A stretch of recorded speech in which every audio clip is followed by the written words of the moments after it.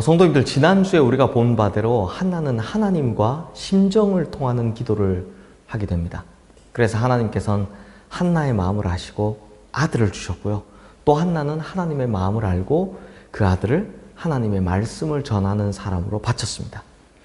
그러고 나서 그 결과가 어떻게 되었을까요? 오늘 본문 20절, 21절 말씀 우리 함께 보겠습니다.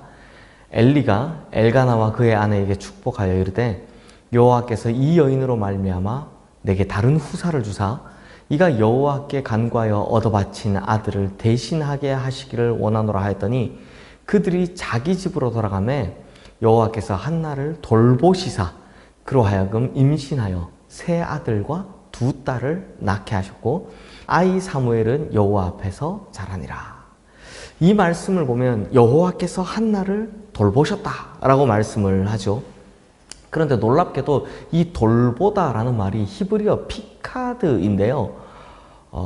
여기에서 돌보다라는 뜻도 있고요. 역설적으로는 심판하다라는 개념도 담겨져 있습니다. 그러니까 돌보다, 심판하다. 이게 대체 무슨 상관관계가 있을까요? 이걸 잘 이해하시려면요. 바다에 배가 떠 있는 걸 생각하시면 됩니다. 거센 파도가 치는 바다에 배 안에 있는 사람들은 어떻게 됩니까? 모두 구원을 받게 되죠. 이게 돌보심입니다. 하지만 배 밖에 있는 사람은 이 거센 파도로 말미암아 심판을 받게 되는 겁니다.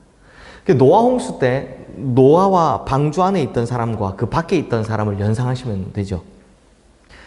그리고 이 돌보시다라는 말 속에는 하나님께서 계산하신다라는 뜻도 들어있습니다. 사실 하나님께서 계산하신다는 것 자체가 이게 돌보냐 심판하냐를 결정하는 거 아니겠습니까? 그때 하나님의 말씀에 붙들려 성장하고 있는 자에게는 이 계산하실 때 이것이 구원의 기초가 되고 은혜가 되지만 그때 말씀에 떨어져 있는 자에게는 이것이 심판이 되는 겁니다. 그렇다면 성도님들, 하나님께서는 왜 한나를 돌보아 주셨을까요? 방금 읽으신 본문을 보면 하나님께서는 한나에게 사무엘을 대신해서 아들 셋, 딸 둘을 더해 주셨다고 합니다. 왜 그랬을까요? 한나가 아들이 없는 깊은 슬픔을 가지고 하나님 앞에 나가서 아들을 구했습니다. 그때 한나는 하나님과 심정을 통하는 기도를 통해서 하나님 마음을 알게 되죠. 그래서 이렇게 기도합니다. 하나님 아들을 주세요. 그러면 그 아들을 도로 하나님께 내어드리겠습니다. 라고 아들만 달라고 했던 그 기도가 바뀌게 되는 거죠. 그래서 한나에게는 사실상 자신의 생명보다 더 귀한 아들을 하나님께서 취해 가신 겁니다. 그리고 나서 계산하신 하나님께서 어떻게 하셨다? 다시 5배로 갚아주셨다는 것입니다. 근데 이게요, 우연이 아닙니다. 율법에도 이 비슷한 내용이 있습니다.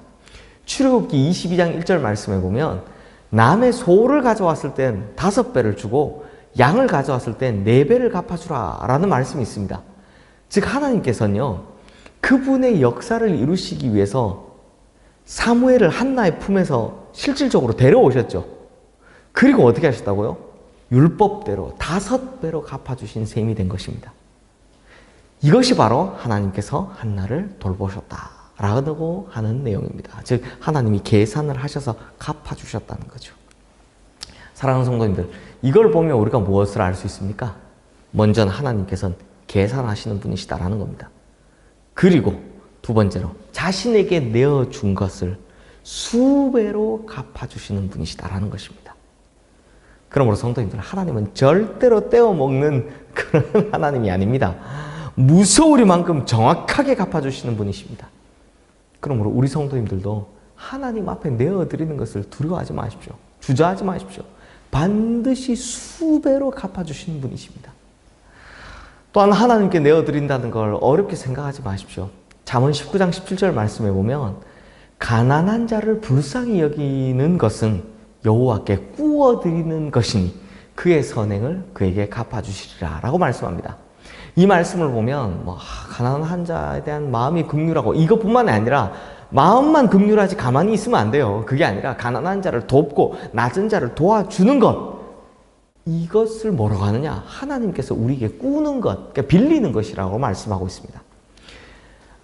이런 말씀 있잖아요. 지극히 작은 소자 하나에게 행하는 것이 곧 나에게 하는 것이다. 주님께 행하는 것이다. 라고 말씀하시잖아요.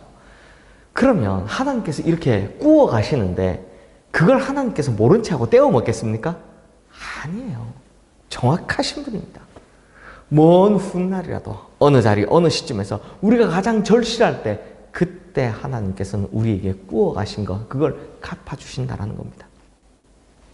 이처럼 하나님께서 슬픔으로 가득 찼던 한나의 가슴에 5배의 기쁨을 다시 안겨주셨죠. 이것처럼요, 우리 성도님들의 헌신과 내어드림에 하나님께서는 반드시 몇 갑절로 갚아주실 줄 믿습니다.